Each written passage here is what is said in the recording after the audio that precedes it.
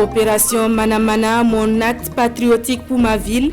Le premier coup de balai donné ce matin par le Premier ministre Albert Ouedraogo.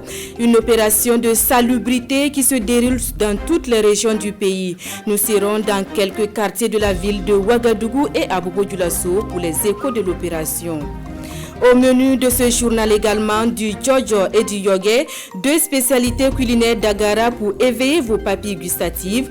Et ce sera dans la rubrique Une semaine à Ouessa. Du football dans la page sport de cette édition et nous nous intéressons au poste de portier. Que faut-il pour être un bon gardien de but?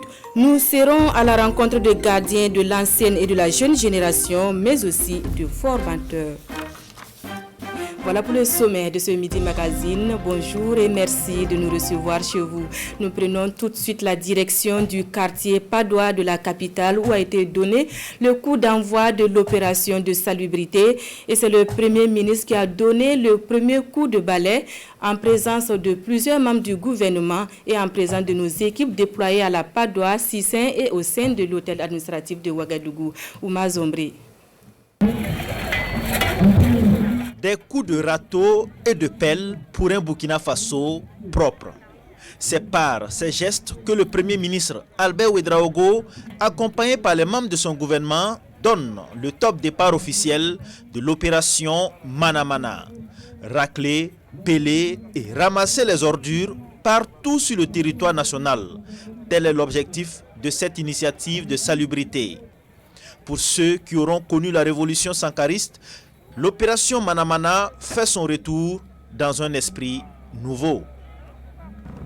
En la rééditant aujourd'hui sous le leadership du président du Faso, nous voulons que les Burkinabés renouent avec cette bonne pratique pour débarrasser notre environnement de ces nombreux déchets. Nous ne devons plus attendre. Chacun de nous doit être artisan de cette action de salubrité publique afin de permettre au Burkina Faso d'être cité dans les années à venir parmi les pays les plus propres. Le site retenu pour le démarrage de l'opération Manamana est la zone Sonature située à la Padoua. Aruna Kaboré est un résident de la zone. Il le sait, cette partie était l'une des plus insalubres du quartier. Et c'est tout naturellement qu'il a répondu à l'appel du président du Faso. C'est une occasion aussi pour nous de connaître les gens du quartier et aussi de nettoyer les recoins du quartier qui sont vraiment très sales. En l'occurrence, ce coin-là. Voilà, c'est un coin qui est très sale, tous les habitants du quartier le savent et on le dit très souvent. Mais on n'a jamais eu cette initiative-là de se regrouper et pour faire ce nettoyage-là. Comme Aruna Kaboré, ils sont nombreux ces jeunes qui sont sortis pour rendre propre leur cadre de vie. Ici à Sissin, dans l'arrondissement 6 de Ouagadougou, femmes et hommes se sont mobilisés pour nettoyer leur quartier. On n'a pas trouvé de problème pour aider nos frères et nos enfants à rendre notre arrondissement 1-6 propre. À l'hôtel administratif également, les fonctionnaires sont de la partie. Eux aussi ont répondu à l'appel du président du Faso. Pour le ministre en charge de la jeunesse, cette initiative va s'inscrire dans la durée.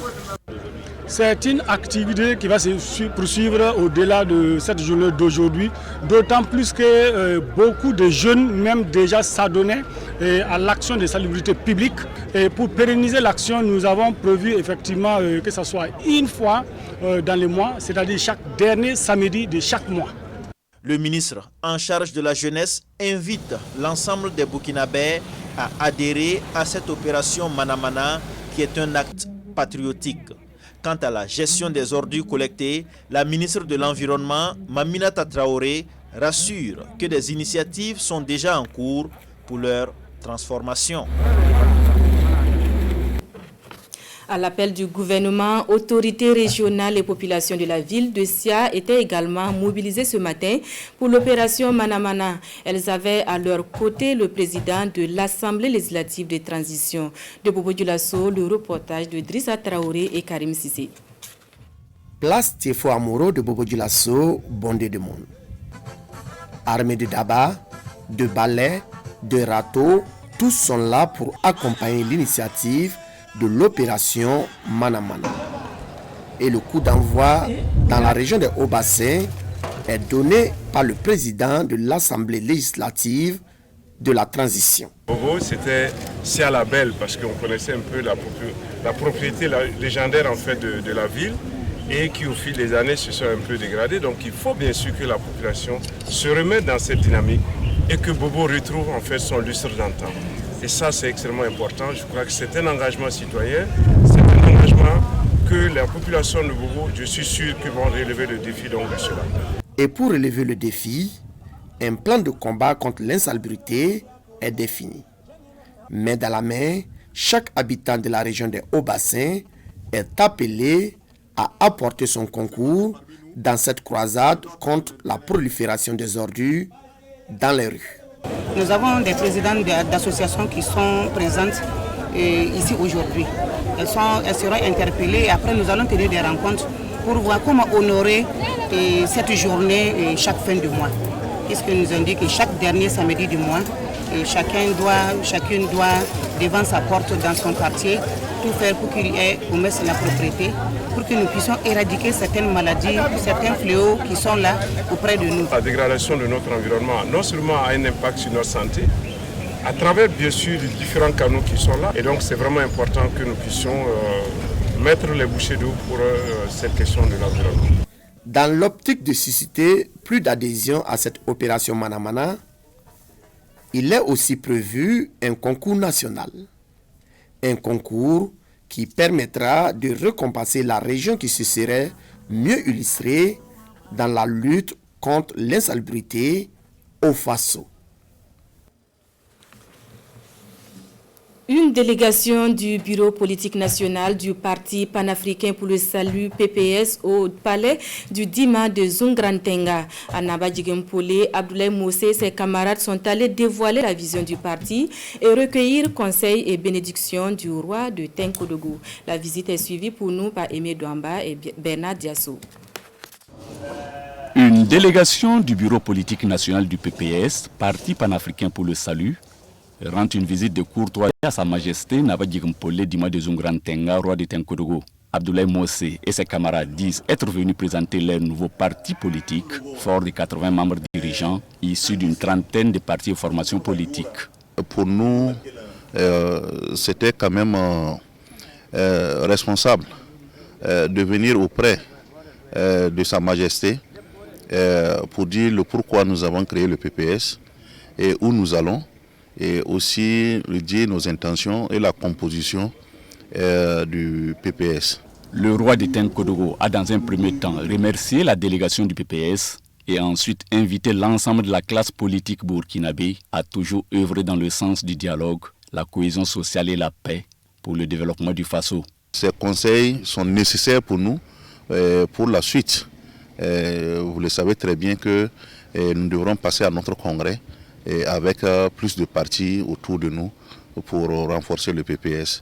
Donc il faut plus de dialogue, de cohésion et de concertation. Et je pense que c'est ce qu'il nous est demandé pour le bien du Burkina Faso. Né le 2 avril dernier, le PPS, le Parti panafricain pour le salut, rêve déjà grand. Mais pour le moment, l'heure est à la préparation de son tout premier congrès ordinaire, prévu dans 4 mois. Nous remettons le cap sur la ville de Sia pour la prise de fonction du nouveau directeur général de la Sofitex. Jonas Bayoulou prend les rênes de la Nationale des fibres textiles, une institution qu'il connaît bien, pour y avoir roulé sa bourse pendant une trentaine d'années. Instant passation de charge avec Drissa Traoré et Karim Sissi. Jonas Bayoulou prend officiellement les commandes de la direction générale de la Sofitex. Il remplace à ce poste Wilfried Yameogo après 6 années de service. C'est un retour à la maison pour l'homme qui préside désormais aux destinées de la Nationale de l'Or Blanc. Jonas Bayoulou est un cadre qui a fait presque tout son parcours à la Sofitex. La première des priorités, c'est améliorer la gouvernance de la société. Les initiatives qui ont déjà été entreprises doivent être consolidées et renforcées par la suite. La deuxième priorité, c'est une société qui travaille à faire en sorte que le coton puisse être produit qu'on puisse fabriquer la fibre de coton, vendre, mettre à la disposition d'autres investisseurs ou d'autres acteurs. Et cela ne peut se faire que si nous avons des rendements à l'hectare importants. Enfin, la troisième priorité, que le directeur général travaille à faire en sorte que la politique de transformation de notre production nationale de coton puisse être une réalité. Les défis sont donc immenses et les attentes grandes avec des équations à plusieurs inconnus. Et pour les relever, Jonas Bayoulou compte sur l'engagement de l'ensemble des agents de la Sofitex ainsi que sur la détermination des cotonculteurs et la clémence de Dame Nature. Certes, nous avons perdu la première place. On occupe une place qui n'est pas très honorable pour des gens qui ont été premiers. Je crois que ce n'est pas facile à avaler. Et pour retourner sur nos pas, nous devons toujours nous organiser, fédérer nos énergies, fédérer nos forces, innover, prendre des mesures qui permettent d'orienter la production vers des meilleurs jours, notamment en s'appuyant sur des rendements plus importants, en fournissant aux producteurs tout le conseil technique et appui technique nécessaire avec un suivi rigoureux, en fournissant aux producteurs tous les intrants de qualité et à bonne date, et enfin en priant le Tout-Puissant pour qu'il nous accorde les pluies parce que c'est l'aléa que nous ne contrôlons pas. Cette cérémonie a mobilisé un bon nombre d'acteurs de la filière coton. Une mobilisation signe de l'intérêt qu'ils accordent à cette filière indispensable au développement économique et social du Burkina Faso. Retour à Ouagadougou, les acteurs de l'agroécologie étaient en concertation les 28 et 29 avril. Une rencontre pour se pencher sur un plan stratégique de développement de l'agroécologie au Burkina et son plan d'action, une ambition portée par le projet d'agriculture contractuelle et de transition écologique. Le point de la rencontre avec Césaire Carrefour et Issia Kanana. Un système agricole plus résilient face au changement climatique et à la flambée des prix des intrants. Voilà ainsi résumé le plan stratégique national de développement de l'agroécologie au Burkina Faso. Un plan stratégique assorti de plans d'action élaborés pour servir de boussole pour la promotion de l'agroécologie au Burkina Faso. Ce plan stratégique va canaliser tous les efforts concourant à promouvoir l'agroécologie, de cette qu'on ait un référentiel unique qui permet d'orienter toute intervention visant à promouvoir l'agriculture contractuelle. Il est assorti d'un plan d'action qui va être adopté. Ça va guider ça va guider les acteurs, mais aussi ce que l'État fera dans les prochaines années, de sorte qu'on puisse faire la transition de notre système agricole vers l'agriculture, l'agroécologie. L'agroécologie, un type d'agriculture qui se veut responsable et durable. Cette agriculture minimise les intrants chimiques tout en valorisant les ressources naturelles. Et l'élaboration de ce nouveau plan stratégique est soutenue par une troïka de partenaires techniques et financiers, notamment l'Agence française de développement, la coopération allemande et l'Union européenne. On est, je pense, tous aujourd'hui aux côtés du ministère en charge de l'agriculture pour soutenir une production durable au Burkina Faso et qui tienne compte d'un certain nombre d'enjeux. On ne peut pas ne pas tenir compte de l'ensemble de ces facteurs pour accompagner aujourd'hui une agriculture plus durable, plus résiliente, mais aussi plus intensive. L'ambition affichée au sortir de cet atelier, recueillir les amendements et suggestions de tous les acteurs et, in fine, améliorer ce document pour une mise en œuvre réussie du plan stratégique de développement de l'agroécologie au Burkina Faso. En santé, les populations de la commune d'Arbolé bénéficient depuis hier de soins de santé gratuits. Pathologies concernées, l'hypertension artérielle, le diabète et les cancers. Une initiative de l'association LAFI Balaye le Développement qui veut ainsi rapprocher les soins de santé des populations vulnérables. Gérard Sommet et Issia Kanana de retour d'Arbolé. Centre médical de Arbolé. Ce matin, Lisette Zongrana est là pour une consultation. Depuis plus de 2 ans, elle souffre de maux de ventre et de douleurs aux pieds. Quand la maladie se déclenche, je souffre énormément. J'ai fait le tour de plusieurs centres de santé sans trouver de remède. Et ce matin, je suis là dans l'espoir de trouver le traitement qui convient.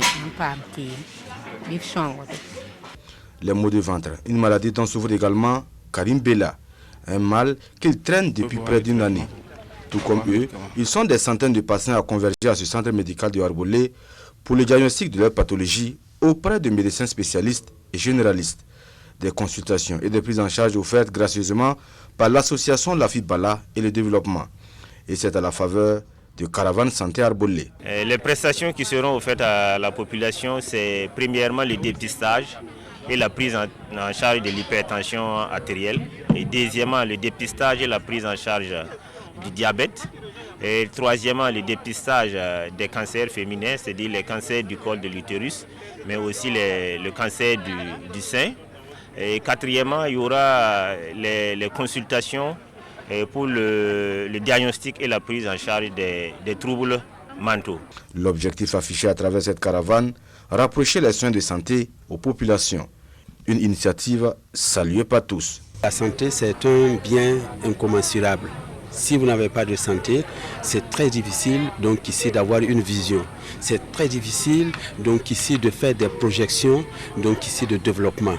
Donc c'est une très belle initiative et nous serons aux côtés de cette association donc de nuit comme de jour. Paris réussi pour l'association au regard de l'engouement. Une caravane deuxième du genre dont le temps est donné tôt dans la matinée par un corps populaire suivi d'aérobic. Question de se maintenir en forme. Nous restons dans la région du Nord pour les échos de cet autre geste de solidarité. Et c'est une cimenterie qui fait un don de vivre au profit des personnes déplacées internes de la région. Le témoignage de Constantin Ouedraogo et Moussaki.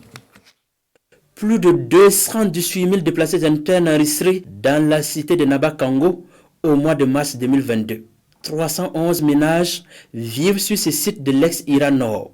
L'assistance alimentaire reste l'équation difficile à résoudre par les autorités. La situation la plus fréquente au niveau donc des arrivées des déplacés fait qu'aujourd'hui nous avons besoin de plus de 2000 tonnes le mois pour pouvoir prendre en charge sur le plan alimentaire ces personnes.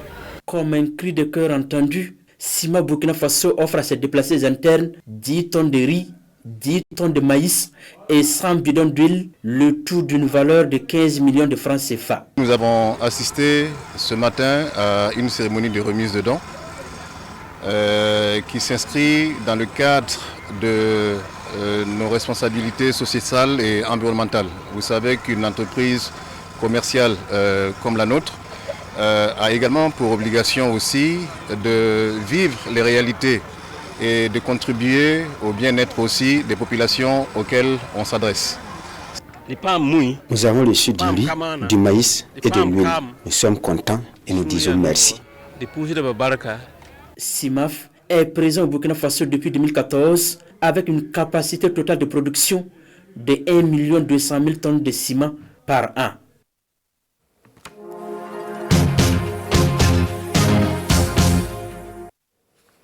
Une semaine à Ouessa, le séjour tire à sa fin. Un séjour qui aura permis à notre équipe de découvrir et déguster quelques mets locaux. Ont retenu leur attention le jojo et le yogué, deux spécialités culinaires d'Agara. Les recettes et dégustations dans ce compte-rendu de Rasmane Zondi et Ahadi Sandamba. De la courge pour un mets typiquement d'Agara, le yogué. C'est un mélange de courge râpée, de farine de petit mil et de poudre d'arachide. Tu découpes le yoga là d'abord. Maintenant, quand tu finis de découper là, tu mets un peu d'eau dans ma marmite là. Ça bout. Quand ça reste un peu là, tu prends le yoga là, tu mets dedans. Dans un peu de temps, tu t'en vas, tu ouvres, tu remues ça. Tu regardes si c'est cuit là. Tu prends la farine du petit mil là. Et puis un peu de poudre arachide. Ça, la vapeur la monte quoi. Après tu cuis, tu remis ça comme tout là quoi. Et puis tu fais descendre ça. En moins d'une heure d'horloge, le yogué est prêt. C'est un plat qui se mange avec du beurre de karité. Spécialité d'Agara, le yogué est beaucoup plus préparé pendant la saison de pluie. On peut préparer ça dans la soirée et puis on mange. Maintenant le reste là, on conserve ça dans la cour quoi. Voilà. Et le lendemain même, c'est très bon, plus que le jour que tu as préparé là. D'habitude au village, c'est ça même on mange. Et surtout, on mange ça. Pendant l'hivernage, on a ça. Beaucoup même.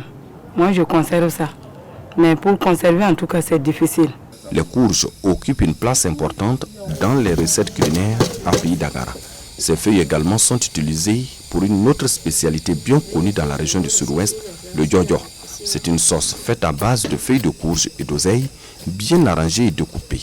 Une fois prêt, le jojo se mange avec du thau. Faire bouillir les feuilles là pendant 15 à 20 minutes. Les feuilles de courge d'abord. Ensuite, on met les feuilles d'oseille. On fait cuire pendant 10 minutes comme ça. On mélange bien le tout.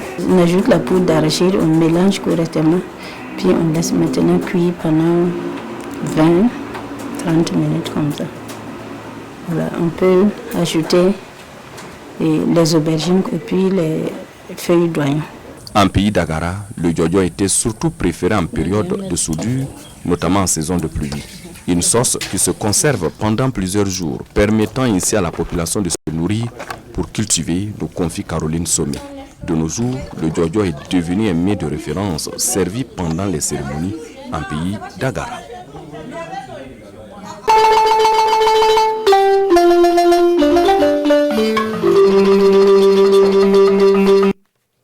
Un invité dans la page culture de ce journal et nous recevons Honoré Yameogo, administrateur de l'association Couleur de Vie. Bonjour. Bonjour Madame Koulibaly. Bienvenue. Merci. Alors vous êtes le porteur du programme Défi Junior des enfants, on l'a vu sur nos antennes, qui s'essaient au métier de journaliste. D'abord, d'où est venue l'idée? Disons que Couleur de Vie, c'est une association culturelle et notre public, ce sont les enfants. Et donc, pendant les vacances passées, nous nous sommes dit comment on peut mettre une activité en place pour occuper utilement les enfants. D'où l'idée d'organiser un programme télé où nous allons préparer les enfants à pouvoir présenter le journal télé. Donc, c'est parti comme ça. Et nous avons travaillé avec les enfants pendant 4 mois pour aboutir à des JT que les gens ont pu découvrir durant les 4 semaines passées. Alors, est-ce que ça a été facile de travailler avec ces tout petits, les voir s'essayer au métier de journaliste? Comment ça s'est passé? C'est vrai que travailler avec les enfants, ce n'est pas évident parce qu'il faut beaucoup de patience, il faut beaucoup d'amour aussi parce que sans ça, on ne peut pas travailler avec les enfants. Et durant tout le temps que nous avons passé avec eux, et nous avons eu aussi le soutien des parents. Parce que quand on dit enfants, c'est les parents qui les déposent. C'est les parents aussi qui viennent de temps en temps participer, voir comment les enfants se débrouillent et qui nous accompagnent aussi dans l'encadrement des enfants. Mais à côté aussi, nous avons eu des professionnels qui nous ont appuyés dans l'encadrement des enfants, ce qui fait que nous avons pu surmonter toutes les difficultés qui se présentaient plutôt pour arriver vraiment à de tels résultats. Alors, quel était le principe même du programme? Est-ce un concours ou juste un programme juste pour les occuper pendant ces temps de vacances? Disons, nous avons fait un casting. Il y a eu plus de 100 enfants qui se sont inscrits. Donc, à l'issue de ce casting, nous avons retenu 28 enfants. Et pendant une période, nous avons encadré les enfants sur leurs droits. Et nous avons fait appel à un inspecteur de l'action sociale qui a accompagné les enfants, qui les a fait comprendre quels sont leurs droits. Et à l'issue de ça, nous avons fait appel à un ancien de la maison de la RTP, notamment Godefroy Bazier, qui a accompagné les enfants à savoir quel est le métier de journalisme, comment il faut présenter le journal et comment effectuer un reportage télé.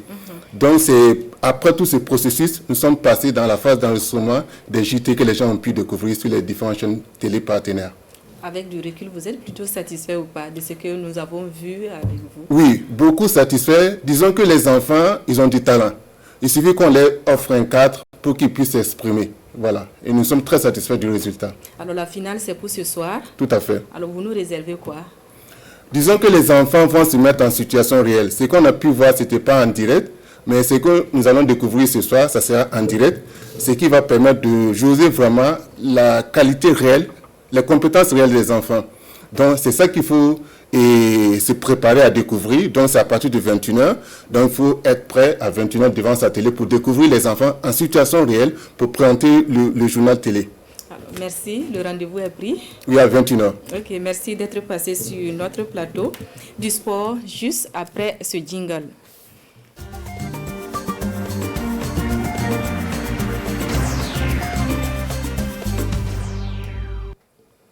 Dans cette page, le service sport nous invite à la découverte des spécificités du poste de gardien de but, un poste stratégique d'une équipe de football avec ses exigences et ses aptitudes. Focus avec Abdoulaye Kabouré. Alvin Yves Rwamba est un gardien de but du Rail Club du Kadougou RCK. Ce jeune s'est intéressé à un poste combien délicat dans les compartiments de jeu. C'est très compliqué d'être un gardien de but parce que il n'y a pas de petits trucs, pas de petit travail chez un gardien de but. Donc on fait le truc le plus fort possible pour être en forme. Lui et les autres gardiens du club, notamment le gardien togolais Anansan Kouma Victorien et l'international portier des étalons Aboubakar Babayoulou et Sawadogo, sont à chaque entraînement soumis à des exercices spécifiques sous les ordres de l'ancien gardien de but international burkinabé Daouda Diakité. On a commencé par un échauffement technique et puis dynamique. Voilà, après ça, on a travaillé un peu technique et puis réflexe. Voilà, maintenant après, on est passé dans les buts. Vous avez vu, on a fait une situation de match où le gardien doit sortir, chercher la balle à l'air. Après, il doit réagir sur 2 ballons mis à sol. Mes entraînements, souvent, je les fais même sauf après le match, souvent. Et celui qui a joué le match, il est relax. Voilà, lui, il est relax. Mais les autres, ils travaillent comme le titulaire. Autre terrain, même constat. Les gardiens de but, selon les réalités des matchs à venir, s'exercent. C'est le cas ici sur le terrain d'entraînement de l'EFO. Le coach des gardiens, Zakaria Sirima, est au four et au moulin avec les portiers. Des face à face.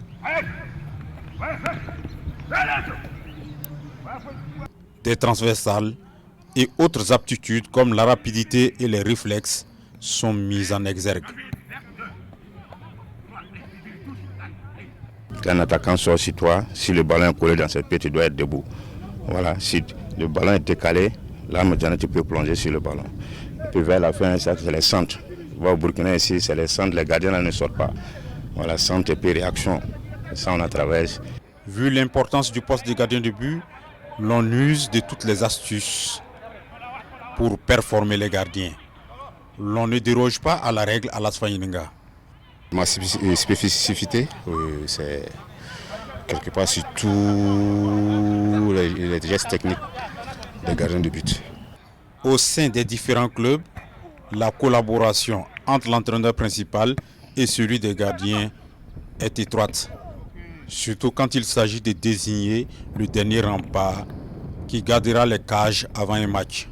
Je regarde même des fois, moi-même, je me dis, hey, est-ce que tu ne vas pas faire paumer mes gardiens? Mais je me dis déjà aussi que l'effort des gardiens là est presque à 90% et par rapport aux joueurs des champs. Donc à ce niveau-là, vraiment, je suis très content, je suis ravi. L'entraîneur des gardiens, il est en charge des gardiens, c'est lui qui fait les entraînements avec les gardiens. Et le jour du match, je lui demande le gardien qui est en forme. Moi, je peux choisir un gardien, je peux dire non, mais par mesure de prudence, il me fait confiance et puis bon, il dit ce que moi je dis c'est ça et puis on y va. Pour certains observateurs du football burkinabé, le niveau des gardiens doit être amélioré car une méforme de ces derniers peut entraîner un cauchemar pour son équipe. Je pense que pour le compte du Burkina, c'est un compartiment de jeu qui est toujours à la traîne. Il y a beaucoup à faire parce qu'on se rend compte que nos gardiens présentent beaucoup de lacunes. La transmission des valeurs aux gardiens suppose une révalorisation du métier d'entraîneur de gardien de but. Le niveau est moyen, le problème est quoi? L'encadrement des gardiens. Ce fléau-là n'est pas bien suivi. Si on peut vraiment mettre un point sur ces îles là-bas, ça va vraiment beaucoup aider. Parce qu'il y a toujours des stages pour les entraîneurs généraux, mais en réalité pour les entraîneurs des gardiens, c'est rare. Je souhaiterais en tout cas que les anciens gardiens de but là puissent en tout cas travailler dedans. Parce que quand on voit les Ibrahim Diarra, on voit Ibrahim Traoré Dibaya, à leur époque là en tout cas il y avait des grands gardiens. Mais moi je pense aussi que les entraînements ne suffisent pas. En dépit des difficultés constatées, Certains techniciens pensent que le football national regorge des talentueux remparts. Voilà, pour aller un peu plus loin sur le sujet, nous recevons sur ce plateau M. Yacouba Traoré Di Mayer. Il est formateur des gardiens de but de football. Bonjour. Bonjour, madame. Bienvenue. Oui. D'abord, est-ce que vous êtes d'avis avec ce qui est dit dans le reportage que le niveau des gardiens de but reste à améliorer? Quel est votre point de vue de formateur sur la question? Bon, je suis en partie d'accord avec ce qu'on a dit parce qu'effectivement, il y a un problème effectivement de niveau parce qu'un gardien de première division a un certain nombre d'exigences qu'il doit être en mesure de pouvoir remplir. Donc quand on regarde effectivement la prestation de nos gardiens de but, moi j'ai déjà fait une étude là-dessus, il y a quelques petits problèmes à régler. Et ces petits problèmes ne peuvent pas être réglés avec actuellement les entraîneurs des gardiens de but tant qu'on ne se retrouve pas pour mettre en place un planning qui va nous permettre en fait de travailler ensemble et de coordonner en fait les efforts. Parce que les entraîneurs de gardiens de but actuels, chacun fait avec ce qu'il connaît, alors que l'entraînement des gardiens de but c'est autre chose que ce que j'ai vu à la télé. C'est-à-dire ça demande, il faut passer par une école de sport, comme nous on l'a fait, il faut pouvoir faire la méthodologie d'entraînement, la physiologie d'entraînement, la psychologie, ainsi de suite. En fait, ce sont ces détails-là qui marquent justement nos coachs des gardiens de but aujourd'hui. Ça, c'est ce qui concerne les formateurs et en ce qui concerne les gardiens de but. Oui, quelles sont les aptitudes qu'il faut avoir? Oui, en fait, les gardiens de but, il y a 4 grandes qualités des gardiens de but. Il y a le domaine technique. Domaine technique, ça veut dire quoi? Ça veut savoir attraper le ballon. Et ça, c'est l'une des premières tâches du gardien de but, empêcher le ballon de rentrer dans ses buts. Deuxièmement, le domaine tactique. Bon, maintenant, on a ajouté le domaine technico-tactique. Il y a aussi le domaine physique et le domaine psychologique. Bon, maintenant, le problème, c'est quoi? Le problème, c'est justement quand moi, j'ai fait une étude là-dessus. Le vrai problème, c'est la maîtrise de la surface de réparation chez nos gardiens de but. Il y a un qui l'a ressorti tout de suite là. Alors que la maîtrise de la surface de réparation fait 60% du jeu du gardien de but. C'est-à-dire, un gardien de but doit être capable de maîtriser sa surface de réparation, être capable de sortir, anticiper au bon moment, et savoir faire une bonne lecture de jeu, commander sa défense, et ainsi de suite, savoir intervenir dans les duels. En fait, tout un ensemble de trucs qui si ce n'est pas par l'expérience et un travail approfondi, on ne peut pas le... Ce qui me permet de dire ici que finalement, c'est ce que moi j'avais proposé, qu'on réunisse tout ce beau monde et qu'on travaille ensemble à mettre en place un programme et au niveau national, avec toutes les exigences que ça comporte comme chose. Moi, j'ai eu la chance, j'étais en équipe nationale plusieurs années, j'ai entraîné même les gardiens des étalons seniors, dont Diakité, qui aujourd'hui coach des gardiens de but, fait partie. Et je pense qu'ils ont la bonne volonté. C'est comme nos gardiens, ils ont la bonne volonté, mais il y a des choses qu'on ne leur apprend pas en réalité. Comme quoi? Et on parle par exemple de situations dynamiques dans l'entraînement. Par exemple, quand on voit beaucoup d'entraînement ici, c'est des situations beaucoup plus statiques. Et un entraîneur de gardien de but de première division à un niveau de gardien de but international, c'est ce qu'il faut qu'on arrive à assumer. Parce que une fois qu'on arrive en première division, ça veut dire qu'on a dépassé le niveau initiation, préformation, formation, et qu'on a un niveau entraînement. Et que de là, on a notre partition à jouer. Parce que normalement, un bon gardien aujourd'hui, il a peut-être 65-70% de son équipe. C'est-à-dire qu'il peut gagner son équipe à 70%. Ça, c'est un peu très important. Donc, moi, j'encourage les coachs de gardiens, c'est pas facile. C'est pour ça que je dis aussi, le vrai problème au Burkina, c'est qu'on ne peut pas travailler ensemble en réalité. Ok, alors on va y revenir. Voilà. En attendant, quel est votre regard même sur la prestation des étalons lors de la dernière CAN? Oui, bon, je pense qu'il y a eu beaucoup de choses à dire pendant cette CAN. Mais bon, moi, ce que je déplore, c'est un peu dans le doute, parce que ce qu'on a vu sur la prestation des gardiens, on ne peut pas peut-être leur reprocher grand-chose. Parce que il y a le fait que dans les grandes compétitions, il faut être fort mentalement. peut être fondamentalement, parce que puis une Coupe d'Afrique, ça réunit tous les grands joueurs de l'Afrique en ce moment précis. Et donc les gardiens de but doivent avoir un certain nombre de valeurs pour pouvoir se défendre. Bon, c'est dommage, quand on prend les tirs des gardiens, chacun a commis des erreurs, en réalité. Et il ne faut pas avoir peur de le dire, il faut le dire, ils ont commis des erreurs qu'on pouvait éviter, je pense, par une grande concentration, par un certain nombre de trucs. C'est-à-dire le respect de son poste même, c'est très important. La valeur qu'on donne à son poste. Parce que le poids des gardiens de but est différent des autres, en réalité. C'est un poste où la responsabilité est énorme. Parce que le but du jeu dit, bon, si on marque contre toi, peut-être qu'on perd le match. Alors pour finir, quelle est votre recette vraiment pour corriger toutes ces lacunes-là et améliorer la qualité de nos gardiens de but? Oui, je pense que c'est un travail de planification. C'est-à-dire que nous-mêmes, c'est ce que j'ai dit, même avec les autres entraîneurs des gardiens de but, il faut qu'on arrive à se réunir pour pouvoir faire de l'évaluation. L'évaluation du niveau de nos gardiens. Et à partir de cette évaluation, on va mettre en place un planning de travail qui va leur permettre eux-mêmes de renforcer leurs capacités dans un périmètre. Et deuxièmement, d'aider les jeunes gardiens là à progresser. Parce que, et sans mentir, par exemple, moi je vais constamment au stade municipal pour voir il y a des gestes que je vois, c'est pas digne des gardiens de première division. Mais je pense que par le travail, on a mesure de pouvoir corriger ça. D'abord, être gardien de but, ce n'est pas une chose facile. Je les encourage. Et je les encourage aussi à travailler, à écouter. Maintenant, je lance aussi un appel aux entraîneurs de gardiens de but, qui d'ailleurs même, il y a beaucoup, j'ai entraîné. Donc je leur ai dit, on a qu'à se retrouver, on fait la proposition à la fédération, on se retrouve, on travaille ensemble, on met en place un planning de travail local qui nous permet nous-mêmes de renforcer nos capacités. Il faut éviter de rentrer dans les détails, c'est-à-dire, bon, c'est Mayer, il connaît plus que tout le monde, non, c'est pas ça. Ce qui est important ici, c'est l'avenir de nos jeunes gardiens. Ils ont choisi le métier, il faut les aider à progresser. Voilà. Merci d'avoir accepté notre invitation. Et c'est avec vous que nous mettons fin à ce Midi Magazine. Merci à vous qui nous avez reçus chez vous. Bon week-end accompagné des programmes de la télévision du Burkina. À demain. C'est à moi de vous remercier.